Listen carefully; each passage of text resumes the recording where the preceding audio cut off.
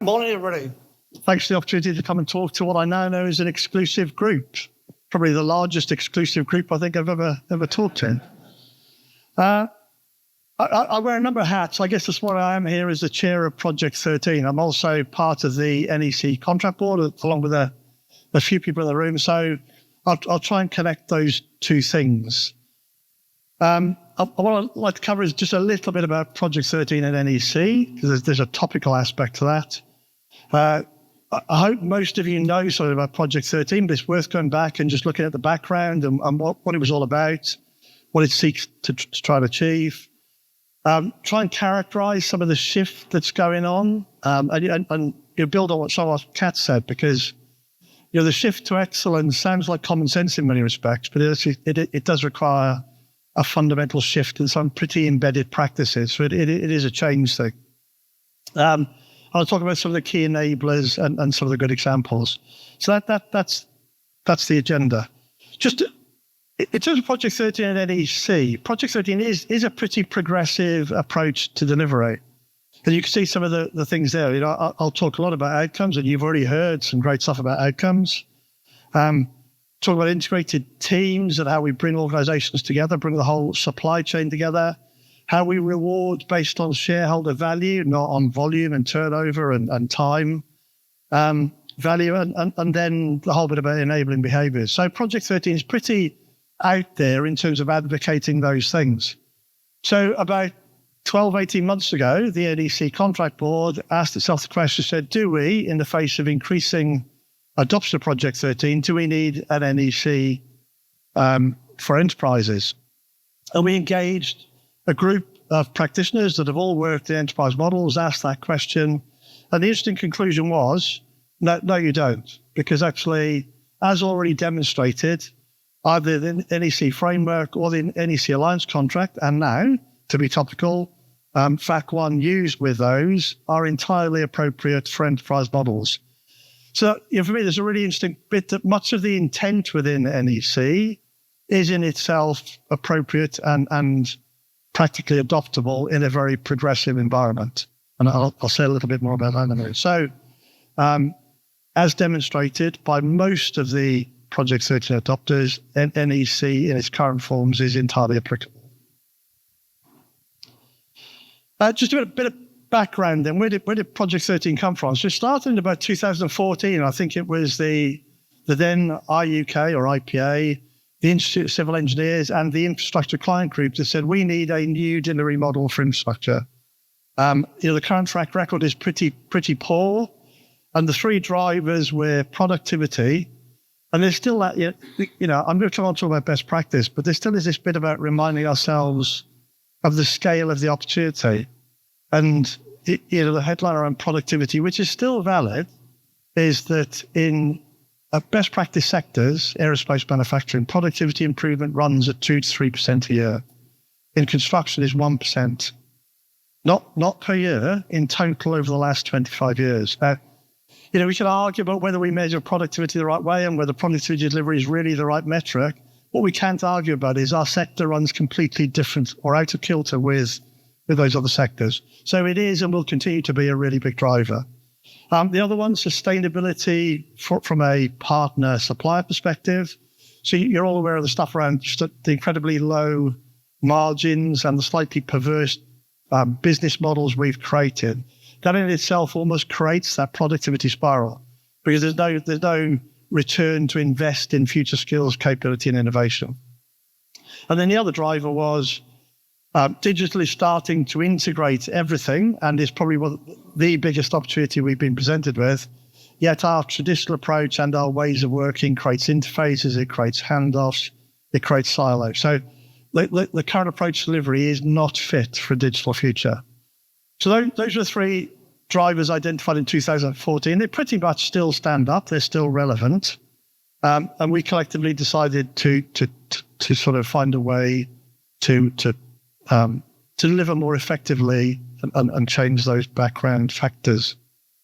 So the approach we took is to say, well, that is the general backdrop, but actually within our sector, there are some exemplars that have delivered exceptional results. And in some cases have done so over an extended period of time. So examples that had delivered real continuous improvement in productivity, had delivered exceptional performance in terms of carbon, had really provided a sustainable model for partners and suppliers. So what we did was say, we'll go and research those exemplars. Let's not hypothesize or come up with a theory.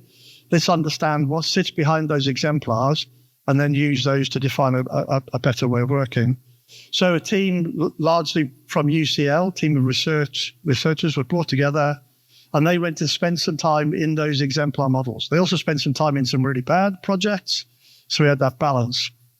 And their findings became Project 13.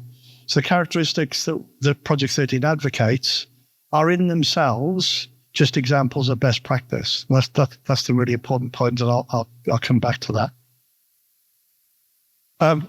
Key things, and again, you've heard some of this: focus on outcomes, focus on value, not cost. Alignment. And alignment in this context means creating back-to-back relationships, not some loose stuff around common objectives. Absolutely back-to-back relationships. Create that golden thread right throughout supply chain. Create the right enabling environment. Integrated teams. Project 13 is a whole ecosystem model, so it's a whole supply chain model. And then if you get all those things right, delivery starts to look far more like production and less like traditional civil engineering. So those are the sort of fundamental key building blocks of Project 13. I should take a quick step back, though, because one of the interesting things is across the last 8 or 9 years, there have been various studies, all of which to some degree were founded on a view of best practice. So some great work done by the World Economic Forum globally to look at best practice, and the future of construction is a great report from back about 2017-18. Project 13, which clearly I think is a great report, worth reading. Transforming Infrastructure Performance, recently released, and then the Construction Playbook. And if you look more broadly, in Australia, there's a report, I think 2 years ago, which was it's about reform of infrastructure. And then most recently, a New Zealand report, which is called Delivering Value from Better Outcomes, I think, which is, again, a really good report, worth going and looking. I've all come at it from a different starting point. I've all tried to use best practice as their evidence base, and I've all concluded something pretty similar. So the really important point about this, and this is the bit that really energizes me. For the first time since I've been in this industry, there is a very consistent view of what good looks like. What held us back 15, 20 years ago was there were different views of what good looked like, and across our sector, advocacy for very different ways of working. That's no longer the case. There's a very consistent view of what best practice looks like. Our challenge is how do we learn from and adopt that best practice. But some really good reports that are worth looking at. In terms of Project 13 adoption, so considering the report was published in 2018, and organizations need to be at the right point in their procurement cycle to adopt Project 13, it already has pretty broad and pretty wide uptake. So you can see there that all those groups are members of the Project 13 adopters community. In terms of degree of integration, you go left to right, and there are some people in the room that are currently working on some of these models, but all driving much greater degrees of integration into how they engage and how they work. So really broad adoption and international adoption. Sydney Water was one of the first adopters of Project 13, and it itself continues to evolve and develop as it extends to other parts of its program. So I just spend a bit of time picking out some really key differences. I said a lot of what Project 13 advocates is common sense, and it is. The principles look pretty straightforward, they look pretty obvious, but they do represent a shift, and they do sort of bump into some pretty embedded practices. So I picked out 4 bits here that are part of the journey, I guess, to Project 13. So the first bit is this shift from scope and outputs to outcomes. So when we invest in infrastructure, we invest to deliver better outcomes. So an outcome is the change experienced by customers, community, or the environment as a result of the intervention we take. That's an outcome. That's the reason we invest. We don't invest to build stuff. we invest to deliver better outcomes. And those outcomes should be our measures of success. They should be the starting point for the golden thread that runs through delivery, and they should be the level at which we engage with our partners. All easy to say and quite hard to do. But if you look at the experience of the projects that you adopted so far, it is beyond doubt that being able to focus on outcomes is a really great enabler to delivering differently. And I'll show you a couple of sort of illustrative examples of that in a minute. The second, which again sounds really simple, doesn't it? Moving away from siloed organizations into bringing together integrated teams. And when the research team from Project 13 came back, they'd done heaps of academic research, really tried to get under the skin of these models, and they presented their first findings. And they were really quite uncomfortable because, some of those findings were sort of compellingly obvious. And the one thing they highlighted was all these exemplars have spent time thinking about how they create the right environment. How do we create the right environment to bring integrated teams together? And that is the sort of reality is that when we deliver programs, we're bringing partner organizations together, we're bringing suppliers, a wide variety of capabilities into a temporary organization. But in most cases, a massive organization. And be able to make that work effectively and be able to create integrated teams that can perform effectively is in itself an art and something that we should be really good at. But again, I'll say a little bit more about that in a minute. So the whole notion of integrated teams as a route to better delivery is part of the shift that's going on. You heard Cap mention this, moving away from client, contractor, master-slave, parent-child relationships into business-to-business relationships. So when we form relationships, we are forming aligned business-to-business relationships with a common set of outcomes. Again, easy to say, really hard to do because those behaviors are incredibly embedded in our sector and in our industry in every direction, not just from a client perspective. And I speak as somebody who spent most of my time as a client, really hard to work your way through that. So there's a whole bit about, not as a result of our approach to procurement and contracting, not ending up in a transactional place, but building effective business-to-business relationships. And then lastly, the whole point about behaviors. I don't think I've seen an effective delivery model where at the end they've said, we spent too much time on behaviors. When they do their review, they all say, that was really effective, and we actually should have done a bit more. And I think there's an important point to dispel, which is actually a potential risk to our industry. A focus on behaviors is not about just being nice to each other. It's not about just trying to create an environment where we all get on. It's about saying, if we're clear about the outcomes we want to deliver, what are the behaviors that will enable those outcomes, and how do we use those behaviors to design our model? And where that's been done, where that real behavioral focus has been used to design a commercial model and a commercial strategy, you don't end up with some soft arrangement. You end up with really challenging commercial models. But they're commercial models that drive positive commercial tension, not perverse commercial tension. So you look at really good alliance and enterprise models, really tough, commercially challenging, but all driving the right behavior. So, so there's one thing as a sector I think we should be good at and we should really commit to is focusing on creating the right enabling behaviors. So those are some of the shifts. Hopefully from that you can sort of sense that they are shifts, but equally you can see that they're very in line, they're very in tune with the whole sort of intent around NEC, which is, I'll come back to my point, why NEC and Project 13, pretty much go together. Couple of quick examples. Just these are visuals. So this is a Southern Rail enterprise. So, big program. There's the whole of their refurbishment program moving into an enterprise model. I think they've got 6 key partners within the model. And these outcomes are the level at which the relationship has been established and they provide the measures of success. So again, providing the starting point and then the golden thread that runs through all of delivery will be built from these outcomes. So we're not engaging to deliver work. We're not talking about outputs and scope. That will come. as we define solutions, we're engaging at outcome level.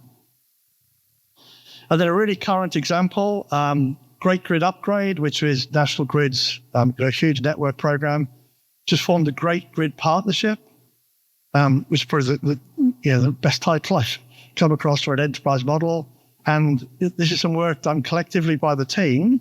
So interestingly, all of these outcomes are sort of there as they went through the procurement process. As the partners have come on board, they sat down collectively and said, right, how do we really build this focus on outcomes? How do we put in place a framework by which we will run the enterprise that starts with this outcome focus? So you'll see the things that they're absolutely aligned with as an enterprise. And there's a lot of detail on here. This is about integrated teams. So this is from the Smart Motorways program. I think, again, about 6 partners working in a model who, collectively have really tried to organize themselves to deliver production more effectively. So they've thought about, we're a team. We now have ownership of the program. How do we create integrated teams with one common purpose? How do we get rid of those handoffs, those interfaces? How do we think about the program, in multiple dimensions, and then how do we enable production off the back of that? So really good integrated team model. And what we're starting to see is a number of toolkits, processes, which are absolutely about creating integrated teams. This is some work done by Anglian Water. Not just sort of saying we want integrated teams, but putting in place a process to make sure that as we bring organizations together, we create the right environment and we give those teams a route map that allows them to understand how they perform and how they become continuous improvement teams over time. So a whole thing about integrated teams as a way of working.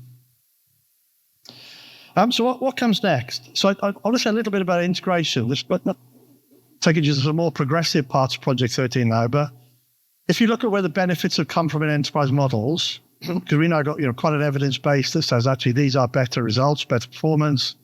What's enabled them? They're nearly all enabled by more integration. And what we understand is what integration really looks like in an enterprise model. There are 3 levels.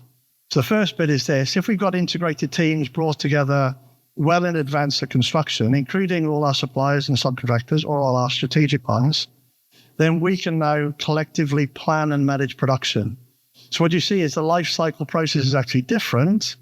They don't develop a solution, then go to construction. They develop a solution, then they collectively plan the process of delivery. So production planning taken to another degree, and very often they do it digitally. So we're seeing far higher degrees of reliability in delivery as a result of integrated teams planning delivery processes. The second level is just this whole bit about integrated teams, common goals, common purpose, no interfaces, no handoffs, common data. So integrating through the value chain is another really key enabler. And then the third dimension, enterprises span projects and programs. So they can aggregate demand, they can understand repeatability, they can develop common processes, they can do stuff around standardization of standard products. So we get a whole level of programmatic integration that goes with that. And where those 3 things have been put together, then you get platform delivery. So your platform delivery is this sort of where delivery becomes Lego bricks, just assembly of interchangeable components. And I'm convinced that, one of the things we're going to see in our industry is that shift to a much more productionized platform type approach in delivery. Those 3 levels of integration are what give you platform delivery. So what's next is you're going to hear Project 13 say much more about integration and sharing bits of best practice over the next few months. What we'll also hopefully do is share some guidelines on the use of NEC. So I mentioned the work that's been done. So we're just going to update that to reflect the additional opportunity to use FAC1, but there'll be some guidelines that come out about how does NEC enable enterprise models. And then more broadly, absolutely in line with what Glenn said at the start, Project 13 is a best practice movement. And, what we're seeing is the adopter community sharing its new knowledge, sharing its experience. We're turning that into stuff that can be shared with the wider community. And by that simple process, trying to create a level of continuous improvement at industry level. And I'm absolutely convinced but this is different, what's starting to really drive momentum in our industry, exactly as you said at the start, Glenn, is identifying and openly sharing best practice. That's the bit that is accelerating change. So in that respect, more power to your elbow, because that's a really powerful thing for our sector. I think at that point I will hand back to you, Glenn.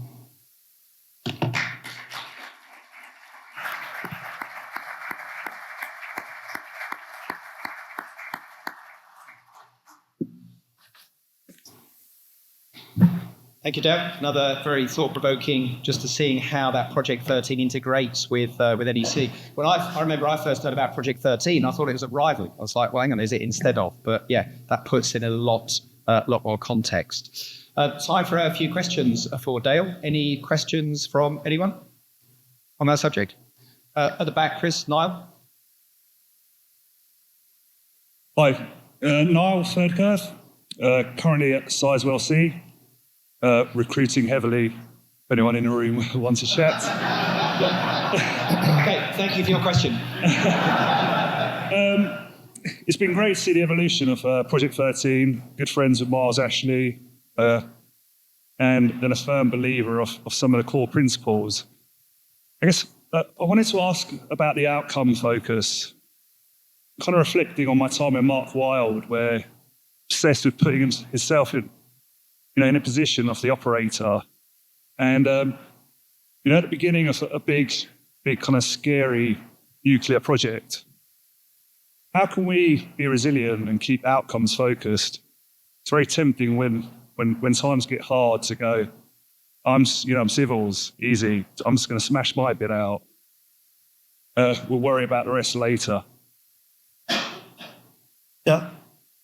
So it's a good question. And it is, as I said, it's one of those things. I think it does sound easy and is actually quite hard. I mean, right at the outset, as I mentioned in the case of things like GGP, those enterprises are building a whole, management performance framework that starts from outcomes.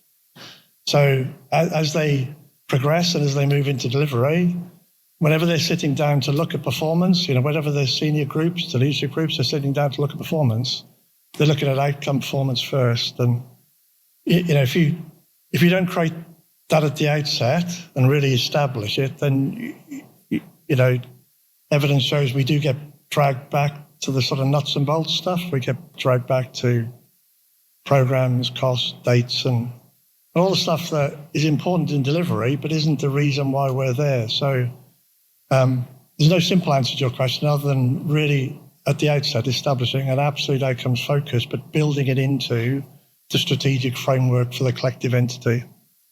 Good thing is, there are now quite a few examples of how that's been done, and they're all very happy to share what's worked or not worked, or what hasn't worked for them, and share that learning with other organisations.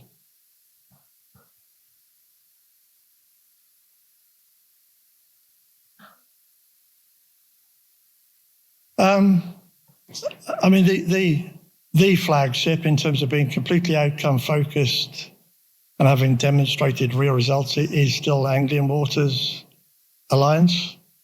But equally, some really good stuff now in United Utilities. Southern Rail Enterprise, which I mentioned, as an example of an entity delivering a maintenance program, another good example. So I think there are probably 5 or 6 organisations who, because what's really important, I guess, is this whole bit about, proving the point. And there's probably 15 to 20 who are having an outcome focus. It's probably sort of 5 or 6 that can demonstrate some real longevity and have some experience to share. We have another question just in the centre here. Hello, everybody. Just wanted to ask Dale, first of all, I'm called Santa from Seeker, Southwest. Dale, I've been a fan of Project 13 for quite a few years now, and some of those slides are very familiar to me. I just really wanted to ask you how well you think it's going at the moment? And it's not a loaded question. I ask that simply because the theory is first rate, but the delivery is dependent on other things like all contracts, funding streams, visibility of pipeline, etc. And when those things aren't very clear, the whole thing can come tumbling down. And I just wondered if you had any view on that. I mean, the actual ethos of Project 13 is first class, but there are factors that can come into play which can impact on it adversely quite strongly. Just like your view on it, really. Yeah, so it's a really good question. I mean, in terms of how's Project 13 going, I mean, it's going really well. But you wouldn't expect to say that. I mean, it's going really well in terms of, level of adoption.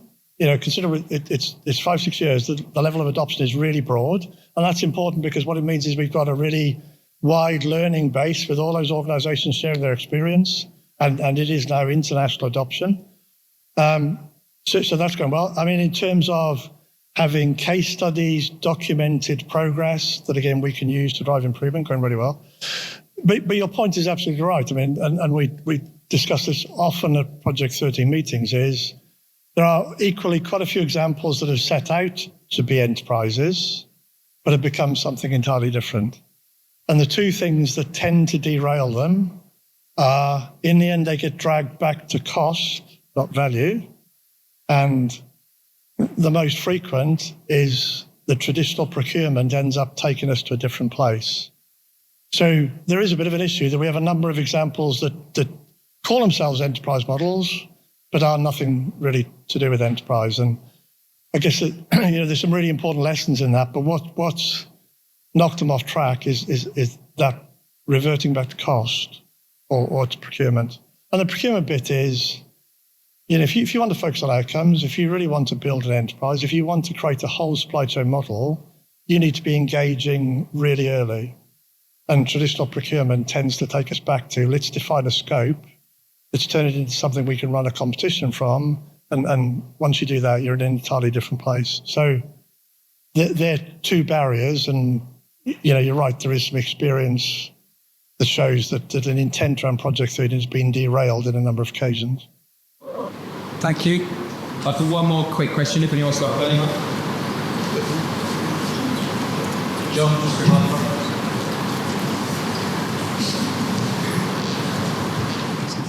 Based on your answer to the previous question, does this mean that Project 13 is really only limited to repeat order clients who can build that, have that long sequence of projects through which they can build in continuous improvement and have that capability? The more one-off clients, which could include local councils with a big project, it's got limited application? So I think there's a really good question. I think there's a number of dimensions to that. Is it program or project? It's both. Yeah. So there's some applications of Project 13 in ongoing programs and serial clients. There are some applications in big projects. And what's really important, briefly, Project 13 was originally set up as two research streams, one for programs and one for projects. And within 6 months, the findings were so similar, they were brought back together as one initiative. So there was a bit about, we think there's a difference between projects and programs, and there isn't. But the other dimension to your question is, there is definitely a bit about client capability and ability to manage the change. So that is a dependency. So I think the two bits that take you away from Project 13 is if you genuinely want to transfer risk, don't do Project 13. If you aren't a serial client or don't have the capability, then probably not Project 13. But what's interesting, what's started to happen in the last 12 months is a number of those clients who don't have an ongoing capability have actually looked to primary partners to form the enterprise. So they're saying, we're going to develop a relationship with a strategic partner, but we want them to enterprise to deliver differently. It's a slightly different model, but that gives them access to the capability to do it. Excellent. Thanks once again. Show your appreciation for Dale.